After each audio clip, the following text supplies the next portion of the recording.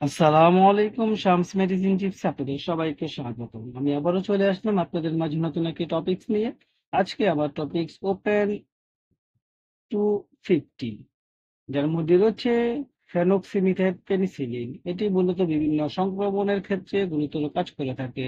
সুতরাং এই টপিকটি অত্যন্ত গুরুত্বপূর্ণ, যাদের বিভিন্ন ব্যাকটেরিয়া দ্বারা আক্রমণ হয় এবং বিভিন্ন পেনিসিলিনের অভাবে বিভিন্ন ধরনের সমস্যা হয়, তাদের জন্য এই টপিকটি অত্যন্ত গুরুত্বপূর্ণ। সুতরাং ভিডিওটি সম্পূর্ণ দেখুন। যারা আমার চ্যানেলে সাবস্ক্রাইব করেছেন তাদেরকে অসংখ্য ধন্যবাদ।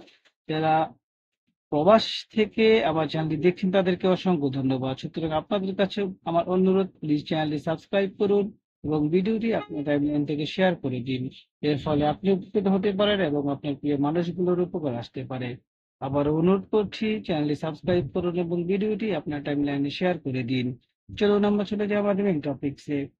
ওপেন 250 ট্যাবলেট, যার মধ্যে রয়েছে ফেনোক্সিমিথেল পেনিসিলিন, যা একটি সংকীর্ণ বর্ণালী পেনিসিলিন অ্যান্টিবায়োটিক, যা ব্যাকটেরিয়া সংক্রমণ চিকিৎসায় ব্যবহার করা হয়।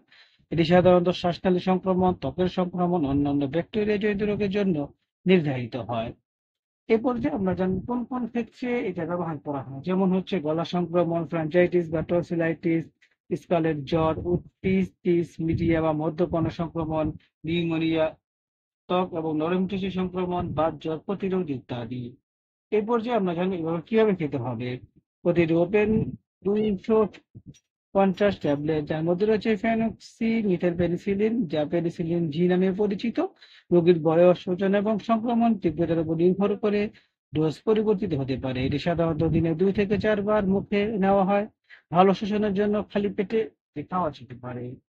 পার্শ্বপ্রতিক্রিয়ার মধ্যে রয়েছে বমি ভাব, ডায়রিয়া, পেটে ফাঁপা ইত্যাদি।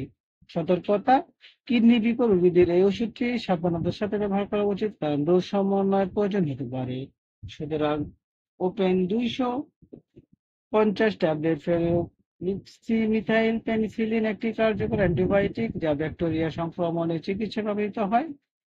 বিশেষ করে স্ট্রোক, কুকি দ্বারা সৃষ্ট সংক্রমণ চিকিৎসা। রোগীদের তাদের ডাক্তারের প্রেসক্রিপশন অনুসরণ করা উচিত, সম্পূর্ণ পুষ্টি সম্পন্ন করা উচিত এবং নিরাপদ কার্যকর চিকিৎসা নিশ্চিত করার জন্য সম্ভাব্য পার্শ্ব প্রতিক্রিয়া এবং ওষুধের মিথস্ক্রিয়া সম্পর্কে সচেতন থাকা উচিত এবং অবশ্যই ট্যাবলেটটি ডাক্তারের পরামর্শ অনুযায়ী সেবন করা উচিত। ওপেন 250 সম্পর্কে কোনো কিছু জানা থাকলে আমাদেরকে কমেন্টস করে জানিয়ে দিন। আমরা আপনাদের কমেন্টসগুলো যথাযথ উত্তর চেষ্টা করব। ভিডিওটি ভালো লাগলে এবং উপকারী মনে হলে বন্ধুদের সাথে শেয়ার করে দিন। আবার অনুরোধ করছি, চ্যানেলটি সাবস্ক্রাইব করুন এবং ভিডিওটি আপনার টাইমলাইন থেকে শেয়ার করে দিন। আজ এ পর্যন্তই। আবার কথা হবে নতুন কোনো টপিকসে। সেই পর্যন্ত সুস্থ থাকুন। খোদা হাফেজ।